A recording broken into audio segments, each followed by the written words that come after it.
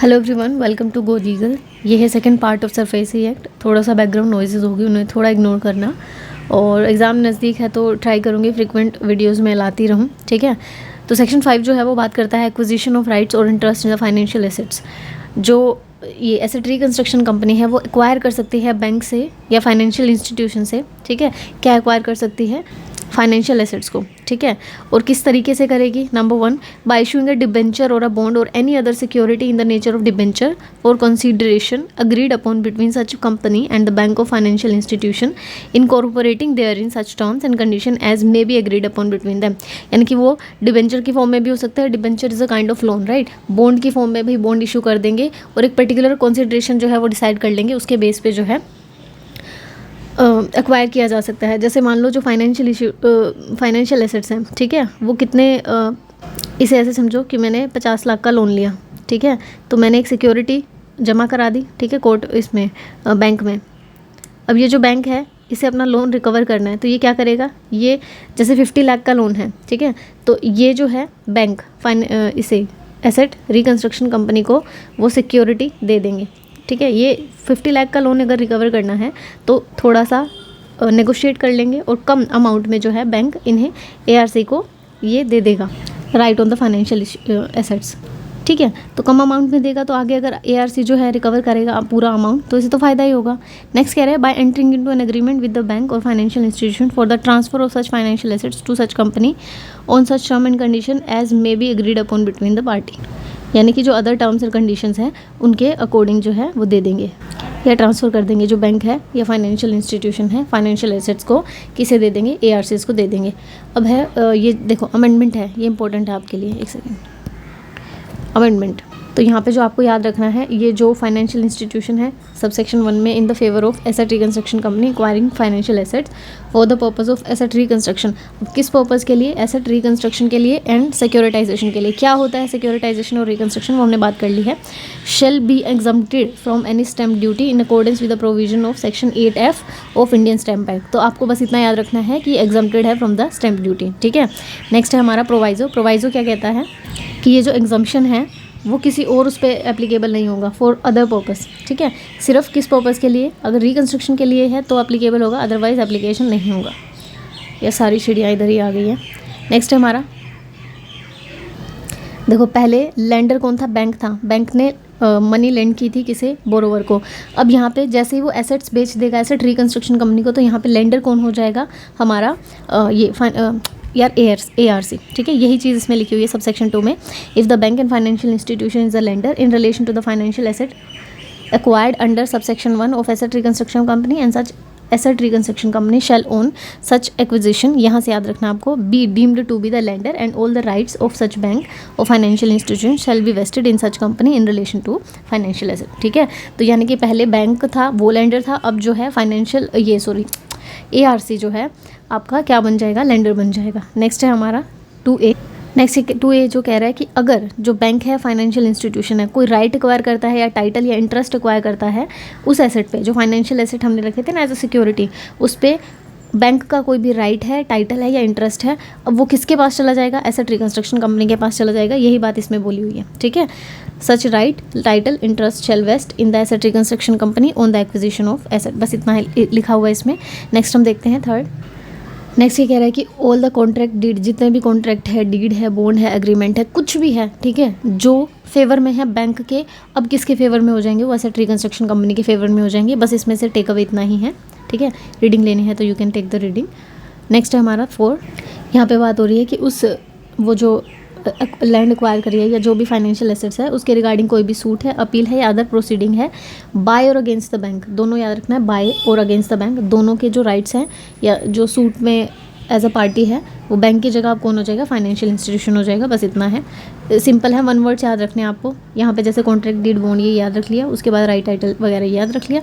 Generally यहाँ से question वैसे नहीं बनते, बस अगर इन केस पूछा जाए तो पूछ लेंगे, है ना। सेक्शन बेस्ड क्वेश्चन यहाँ से नहीं बनते। नेक्स्ट है हमारा 5 कह रहा है कि जैसे ही फाइनेंशियल इंस्टीट्यूशन में जैसे ही फाइनेंशियल इंस्टीट्यूशन में एआरसी का राइट आ जाएगा, ठीक है। एसेट रिकंस्ट्रक्शन ने अब कंपनी ने ये एक्वायर कर लिए हैं, ठीक है। अब उनका नाम आ जाएगा, उन्हें अब अपना नाम सब्सटीट्यूट भी कराना पड़ेगा। मान लो डीआरटी में कोई प्रोसीडिंग चल रही है या डीआरएटी में कोई प्रोसीडिंग चल रही है, तो पहले बैंक का जहाँ नाम था वो सब्सटीट्यूट होकर अब ARC का नाम हो जाएगा, ठीक है, for the purpose of substitution of name in any of the suit, appeal और अदर प्रोसीडिंग, ठीक है, बस इतना याद रखना है। नेक्स्ट है हमारा 5A, सेक्शन याद रख लेना क्योंकि अमेंडमेंट है। ये बात करता है transfer of pending application in any one of the date recovery tribunal in certain cases.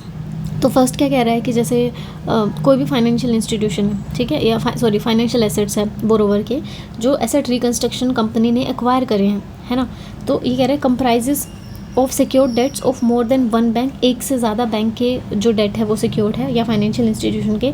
तो अब अलग अलग DRTs जो है वहाँ पे केस चल रहे होंगे, तो ये कह रहे हैं कि हम अपीलेट ट्राइब्यूनल में जाएंगे और वहाँ पे एप्लीकेशन लगाएंगे कि सारी जो पेंडिंग एप्लीकेशन है वो एक ही ट्राइब्यूनल के अंडर आ जाए, ठीक है, जैसा उन्हें ठीक लगे, तो एक ही ट्राइब्यूनल के अंडर आ जाए। ये एप्लीकेशन की बात हो रही है।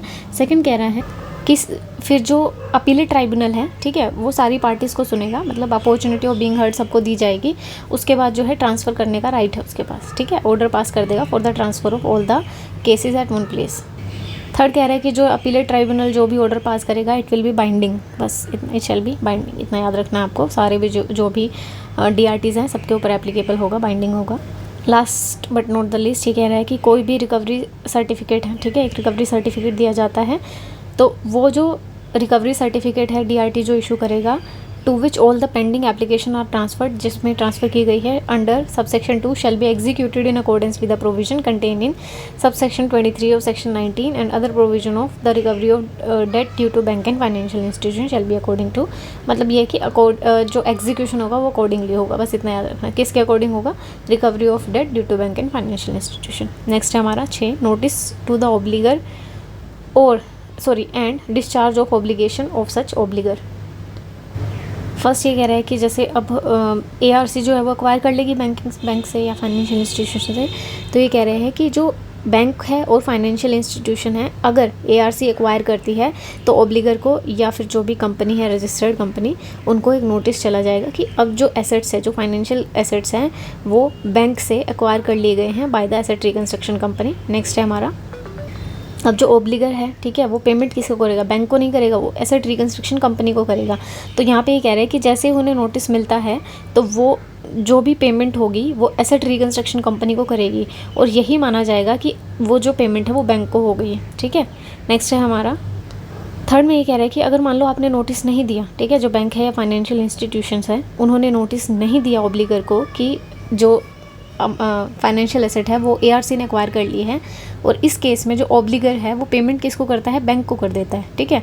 तो बैंक की ड्यूटी बनती है कि जो भी पेमेंट आई है वो सारी पेमेंट वो ARC को करेगा, है ना, अपने पास होल्ड नहीं करके रखेगा, एज ए ट्रस्टी उसे रखेगा और बाद में वो जो सारी जो भी पेमेंट आई है, जो भी कंसिडरेशन आया है, वो ARC को रिटर्न बैक कर दिया जाएगा, ठीक है। नेक्स्ट है हमारा section 7, issue of the security by raising of receipt of fund bye asset reconstruction company.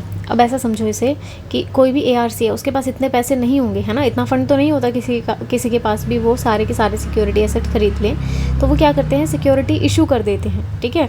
वो क्वालिफाइड बायर भी खरीद सकते हैं, देखो जैसे यहाँ से देखो, without prejudice to the provision of companies act, ठीक है, SFB की जो रूल्स हैं उन्हें इसे छोड़े, यहाँ से पढ़े।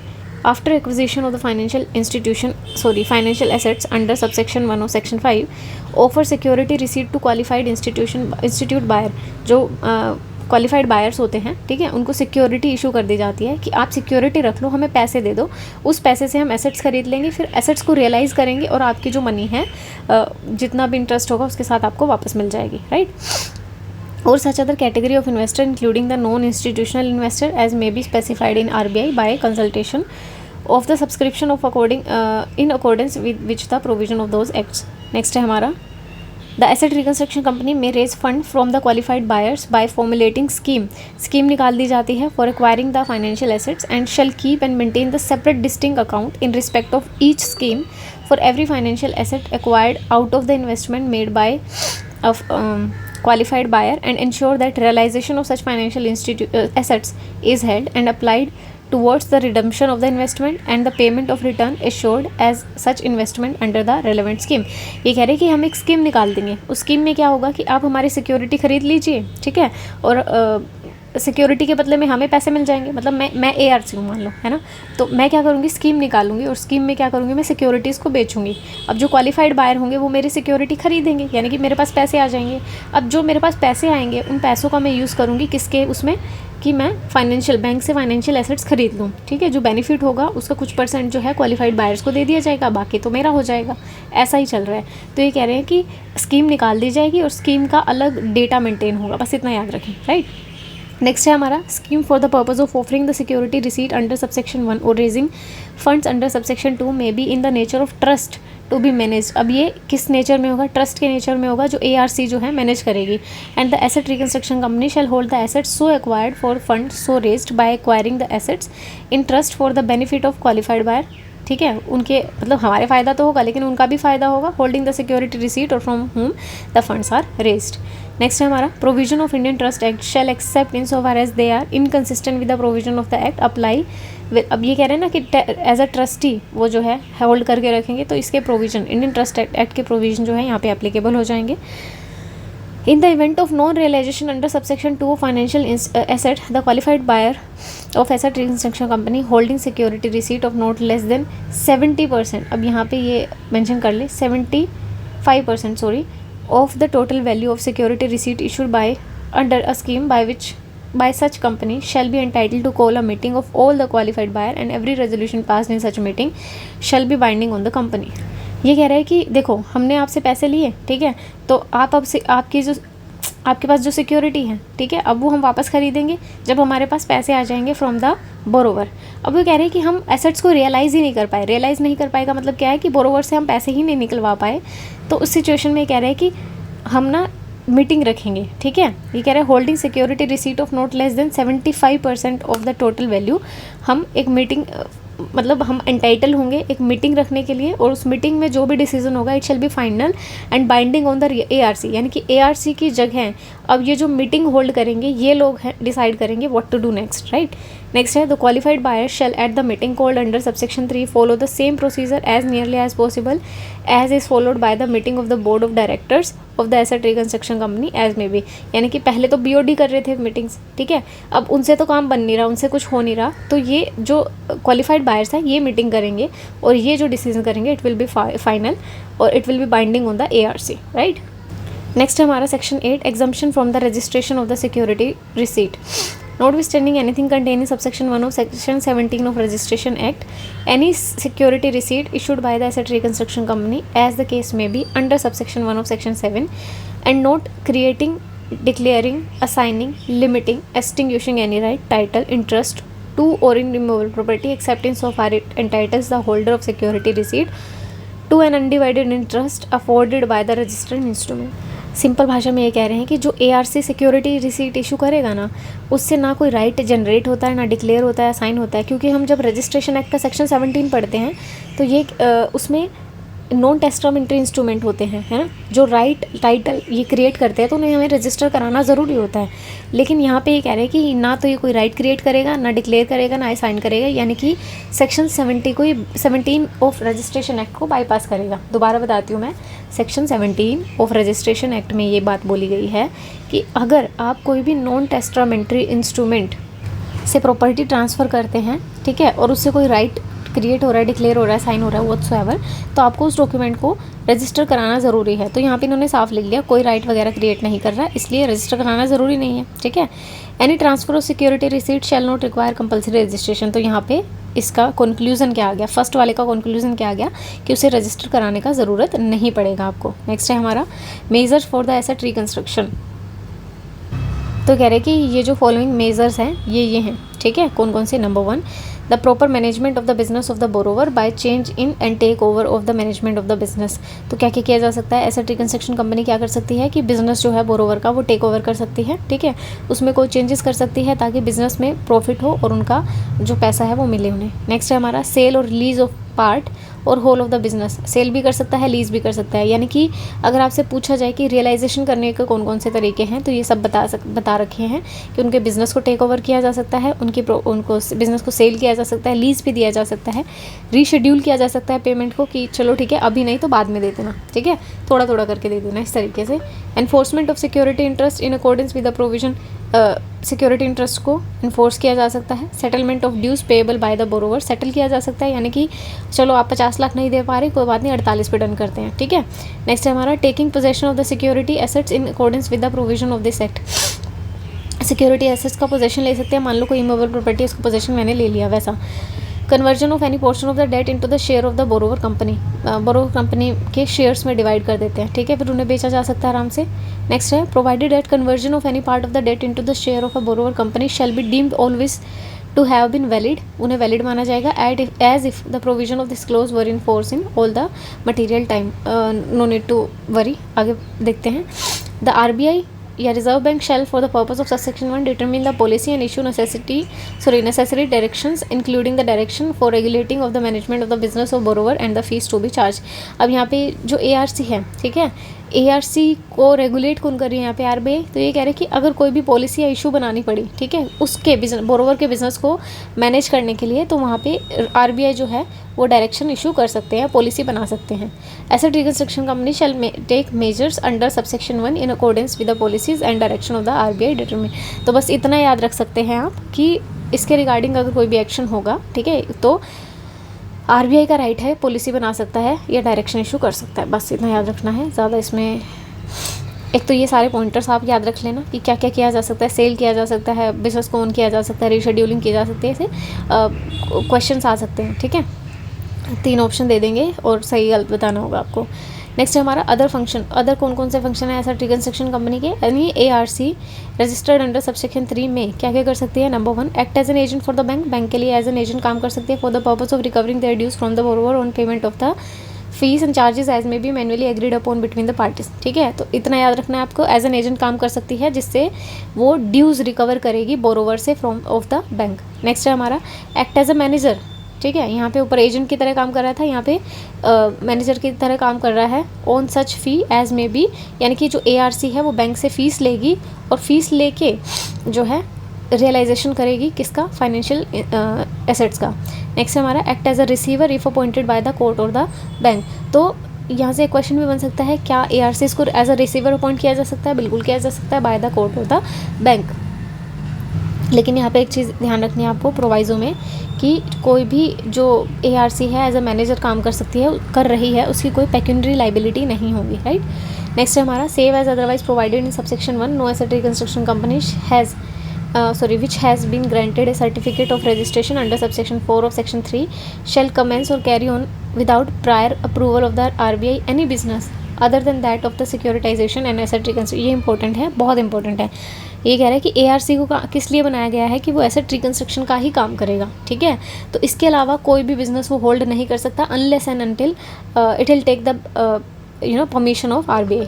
नेक्स्ट है हमारा provided that asset reconstruction company which is carrying on or before the commencement of this act any business other than the business of securitization or asset reconstruction company shall cease to carry on। यहाँ से within 1 year, बस ये 1 साल का time जो है ये आपको याद रखना है यहाँ पे, और कुछ याद नहीं रखना कि अगर वो कोई बिजनेस कैरी ऑन कर रही है अदर देन सिक्योरिटाइजेशन या रिकंस्ट्रक्शन, तो 1 साल के अंदर अंदर ही has to cease the business. Next है हमारा रिजोल्यूशन ऑफ द डिस्प्यूट को रिजोल्व करना। Where any dispute related to the securitization and reconstruction of the non-payment of any amount due including interest arising amongst any of the parties, namely the bank or the financial institution or asset reconstruction company or qualified buyer, such dispute shall be settled by conciliation or arbitration as provided in। अब यहाँ से ये चीज़ आपको याद रखनी है कि अगर कोई डिस्प्यूट आता है तो बाय conciliation या arbitration से उसे रिजोल्व किया जाएगा as if the parties to the dispute have consented in writing। इसी तरीके से माना जाएगा कि उन्होंने कंसेंट दी है in writing for determination of such dispute। ये आप सेक्शन भी याद रखना, ठीक है, रिजोल्यूशन ऑफ डिस्प्यूट का। नेक्स्ट है हमारा power of RBI to determine policy and issue direction if a reserve bank is satisfied that in public interest or to regulate the financial system of the country to its advantage or to prevent the affair of any asset reconstruction from being conducted in the manner detrimental to the interest of investor or in any manner prejudicial to the interest of such asset reconstruction company, it is necessary or expedient to do so. It may determine the policy and give direction to all the asset reconstruction company in a matter relating to the income recognition accounting standards making. बस ये कह रहे हैं public interest में जो RBI है वो क्या कर सकती है, पॉलिसी या डायरेक्शन इशू कर सकती है in the matter relating to income recognition account standard making the provision for bad and doubtful debts. Bad debt जैसे हमने NPS की बात करी थी, right. Capital adequacy based on the risk weight for the asset and also relating to the development of the fund by asset reconstruction company as the case may be, and such company shall be bound to follow the policy. अब मैं आपको बताती हूँ, जैसे inflation deflation वगैरह भी होते हैं, मॉनेटरी पॉलिसी वगैरह बनाती है गवर्नमेंट, सॉरी RBI. तो RBI क्या करती है, उसमें बताती है ना कि आपको कितना रिजर्व रखना है, ठीक है, कितना आप इंटरेस्ट लगा सकते हो, रेपो रेट वगैरह डिसाइड करना, सारी चीज़ें डिसाइड करती है. इसी तरीके से जो एसेट रिकन्स्ट्रक्शन कंपनी है, ठीक है, वो भी क्या कर रही है, बैंक्स का ही काम कर रही है ना, बैंक्स का काम हल्का कर रही है. तो उनके ऊपर भी थोड़ी लिमिट लगाना तो ज़रूरी है, उनके लिए भी थोड़े डायरेक्शन इशू करना तो ज़रूरी है. तो इस तरीके से समझो कि RBI का काम यहाँ पे उन्हें डायरेक्शन इशू करने का है, उन्हें बताने का है कि what you have to do. इसके अलावा जो है RBI अदर डायरेक्शन भी इशू कर सकती है, जैसे the type of financial asset or the bank financial institution which can be acquired or procedure for acquisition of such asset. मतलब कौन किस टाइप के एसेट जो है आप एक्वायर कर सकते हो, उनका वैल्यूएशन कैसे करना है ये डिसाइड करना. Aggregate value of the financial asset which may be acquired by the asset, मतलब कितनी हो सकती है एग्रीगेट वैल्यू, ये भी RBI डायरेक्ट कर सकती है. The fees and other charges which may be charged or incurred for the management of financial asset acquired by the asset reconstruction, कितनी फीस जो है चार्ज कर सकता है, ठीक है. ARC transfer security receipt issued to the qualified buyer. ऊपर हमने बात करी थी ना कि सिक्योरिटी रिसीट दे के पैसे हम ले रहे हैं, तो वो किस तरीके से किया जाएगा, क्या क्या रूल्स उसमें फॉलो करने हैं. It can also be directed by the RBI, right. Next है हमारा 12A, power of the reserve bank to call for the statement and information. यानी कि RBI के पास पावर है, स्टेटमेंट मंगा सकती है, इन्फॉर्मेशन मंगा सकती है, ठीक है. RBI may at any time direct a asset reconstruction company to furnish it within such time as may be specified by the Reserve Bank with such statement and information relating to the business and affair of such asset reconstruction company as the Reserve Bank may consider necessary or expedient to obtain for the purpose of this act. Simple, ठीक है, मंगवा सकती है. Next है हमारा power of reserve bank to carry out the audit and inspection. तो RBI audit भी करा सकती है, ठीक है. ऑडिट कराने का मतलब कितने पैसे आए, कितने गए, क्या अकाउंट्स हैं, सारे वो. RBI may for the purpose of the act carry out or cause to be carried out audit and inspection of any asset reconstruction company from time to time करा सकती है. It shall be the duty of asset reconstruction company and its officer to provide assistance and cooperation of the reserve bank to carry out the audit. बस यहाँ पे ये याद रखना कि कॉर्पोरेट करेगी, ठीक है, कोऑपरेट करेगी, सॉरी कॉर्पोरेट बोल रही हूँ. नेक्स्ट है हमारा where an audit or inspection or otherwise the RBI is satisfied that the business of an asset reconstruction company is being conducted in a matter detrimental to the public interest, यानी कि public interest के against में है और interest of the investor in security receipt issued by such asset reconstruction company. RBI may for the securing proper management of an asset reconstruction company by an order क्या क्या कर सकती है, remove कर सकती है चेयरमैन और director appointed additional director on the basis of the director of the asset reconstruction company. बस यहाँ पे याद रखो कि चेयरमैन और डायरेक्टर को रिमूव किया जा सकता है, अपॉइंट किया जा सकता है any officer as an observer to observe the working of the board of director of such asset reconstruction company. Next है proviso, provided that no order of the removal of chairman or director unless clause A shall be under clause A shall be made except after giving him an opportunity of being heard. ठीक है, Audi alteram पार्टरम का सिद्धांत लागू होगा.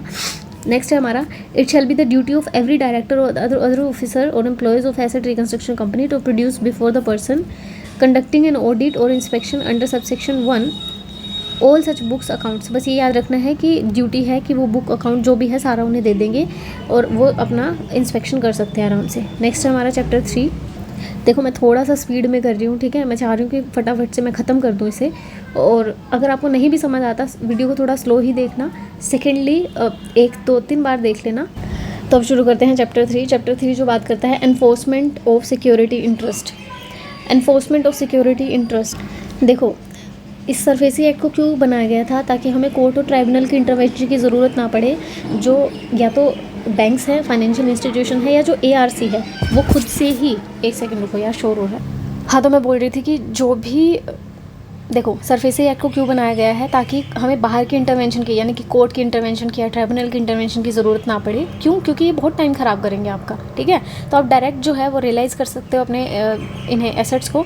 यहाँ पे यही बोल सकते हैं कि आप इन्फोर्स करा सकते हो सिक्योरिटी इंटरेस्ट को without the intervention of the court or tribunal by such creditor in accordance with the provision of this act. बहुत शोर हो रहा है यार, ये सेक्शन कवर करते हैं, फिर नेक्स्ट वीडियो में देखते हैं। सेकंड बोल रहा है कि where any borrower who is unable to who is under a liability to a secured creditor under a security agreement makes any default in the repayment of secured debt or any installment thereof, his account in respect of such debt is classified by the secured creditor as non performing asset। ये simple कह रहा है कि जो भी borrower अब अगर पैसे नहीं दे पा रहा है तो उसके जो एसेट्स होंगे उन्हें NPS बोल दिया जाएगा, यानी कि non performing asset. Then the secured creditor may required the borrower by notice in writing to discharge, वो उन्हें नोटिस देंगे कि भाई अपनी लाइबिलिटी को डिस्चार्ज कर दो विद इन 60 डेज। तो यहाँ पे जो 60 डेज़ का टाइम है ये इंपॉर्टेंट है आपका मेंस के लिए, ये जो IBPS SSL ऑफिसर के मेंस के एग्जाम के लिए इंपॉर्टेंट है।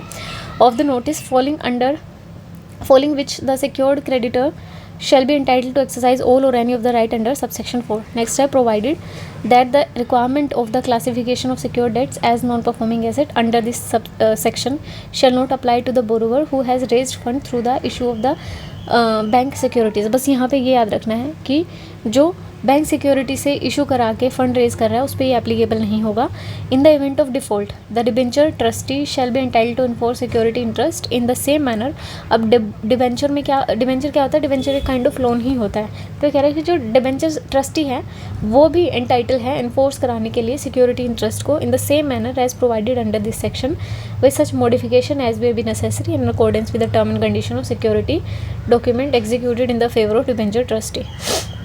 The notice referred in subsection 2 shall give details of the amount payable by the borrower and the secured asset intended to be enforced by the secured creditor in the event of NPAs या non payment of the secured debts by the borrower। ये कह रहा है कि जो notice होता है ना उसमें वो अमाउंट लिखी होनी चाहिए कि कितने अमाउंट के लिए हम इन्फोर्स करा रहे हैं, ठीक है।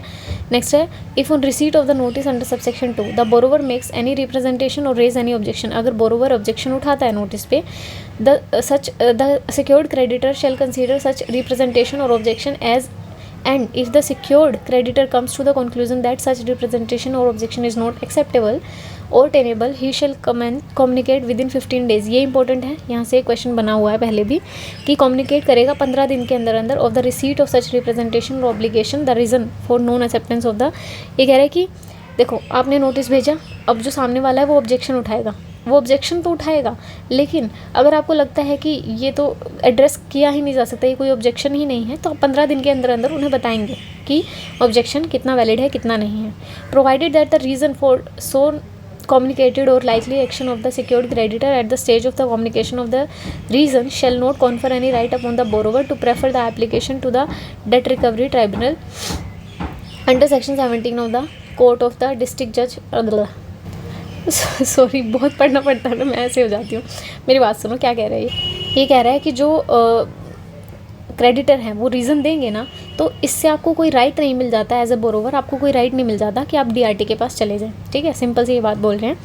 नेक्स्ट है हमारा कि जितना भी नोटिस में टाइम लिखा हुआ है उतने टाइम में अगर वो अपनी ड्यूटी डिस्चार्ज नहीं करते या अपनी लाइबिलिटी डिस्चार्ज नहीं करता, कौन? बोरोवर, यानी कि पैसे उसे नहीं वापस लौटाता, तो क्या क्या किया जा सकता है by the secure creditor. Number 1, take the possession of secured asset, possession ले सकता है including the right to transfer by the way of lease, assignment, sale व by realisation of secured asset. Simple. Next है, take over the management of the business, जैसे हमने ऊपर बात करी थी सेम वैसे ही है कि बिजनेस को टेक ओवर कर सकता है including the right to transfer by the way of lease, assignment, sale etcetera. Provided that the right to transfer by the way of lease, assignment, sale shall be exercised only where the substantial part of the business of the borrower is held as a security for the debt। ये कह रहे हैं कि substantial part मतलब most of the part, जैसे अगर आप 80-20 का रेशो ले लें तो 80-20 में 80 जो है वो रखा हुआ है आपके पास, ठीक है। Provided further that where the management of the whole of the business, the part of the business is favorable and the secured creditor shall take over the management of the business of the borrower which is related to the security of the, यानी कि favourable है तो उसे अलग किया जा सकता है, और जितने का मतलब एसेट जो है उनके एज अ सिक्योरिटी एसेट रखे गए हैं सिर्फ उन्हीं का जो मैनेजमेंट है वो टेक ओवर किया जाएगा बाय द कंपनी। नेक्स्ट है, appoint any person to manage the secured asset of the possession of which he has been taking over. वही है कि उसके लिए एक बंदा जो है हायर करेंगे और रख देंगे वहाँ पे कि आप संभालो भाई जो भी है।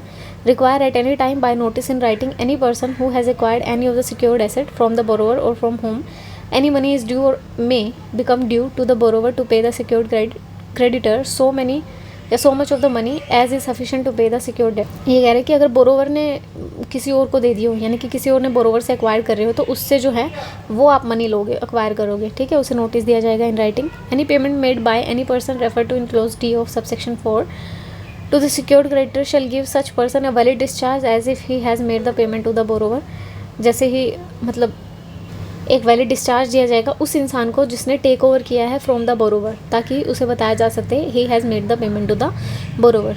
Where the sale of an immovable property for which the reserve price has been specified has been postponed for the one to bid of an amount not less than such reserve price, it shall be lawful for any officer of the secured creditor, if so authorized by the secured creditor in this behalf, to bid for the immovable property on the behalf of secured creditor at any subsequent sale।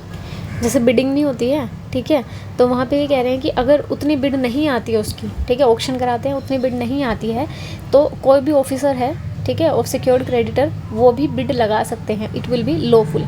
Next है where the secured creditor referred to in subsection 5A is declared to be purchaser of the immovable property at subsequent sale, the amount of purchase price shall be adjusted toward the amount of the claim of secured creditor for which the auction of the enforcement of security interest is taken by the secured creditor under subsection 4 of section 13।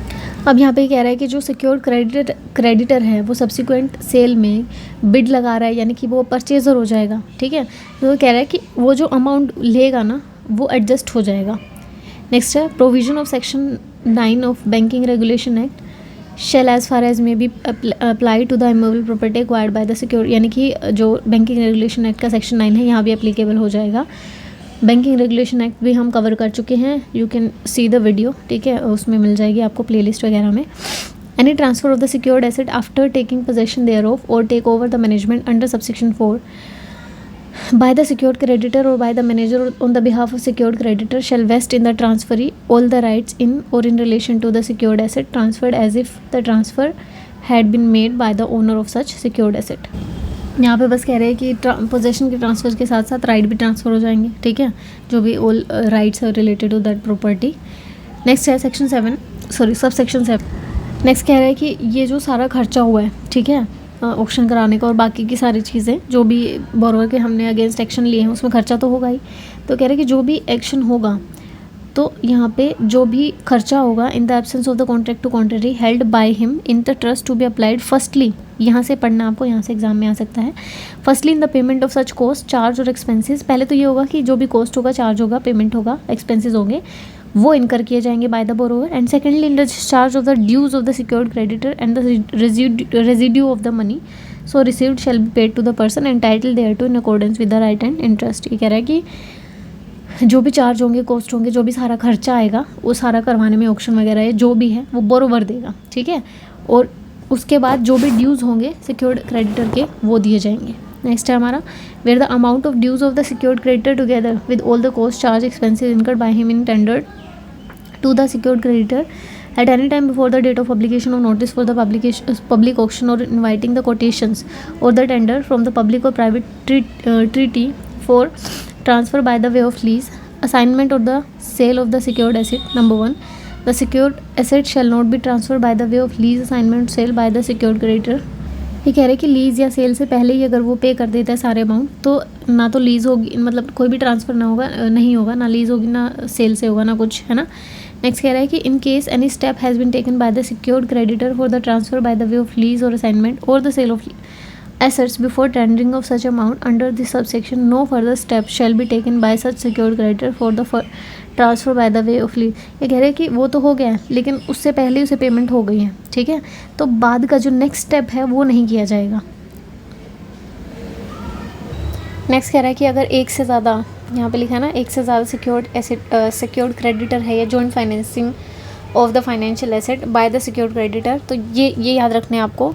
No secured creditor shall be entitled to exercise any or all of the right conferred on him under or pursuant of subsection 4 unless ये जो unless है ना, यहाँ से question बनता है आपका, unless the exercise of such right is agreed upon by the secured creditor representing not less than 60% in the value of amount outstanding as the record date and such action shall be binding on all the secured creditor, यानी कि जिसके पास 60% जो है amount value outstanding है। Next है हमारा, provided that in the case of company in liquidation the amount realised from the sale of secured asset shall be distributed in accordance with the provision of section 529। नहीं पढ़ने की ज़रूरत छोड़ दो, proviso second भी छोड़ दो, नहीं पढ़ने की ज़रूरत, इसे भी छोड़ दो, ठीक है। यहाँ से नहीं बनते question. Amount of the workman due से shall be payable on the balance of the workman due, नहीं आता यहाँ से क्वेश्चन।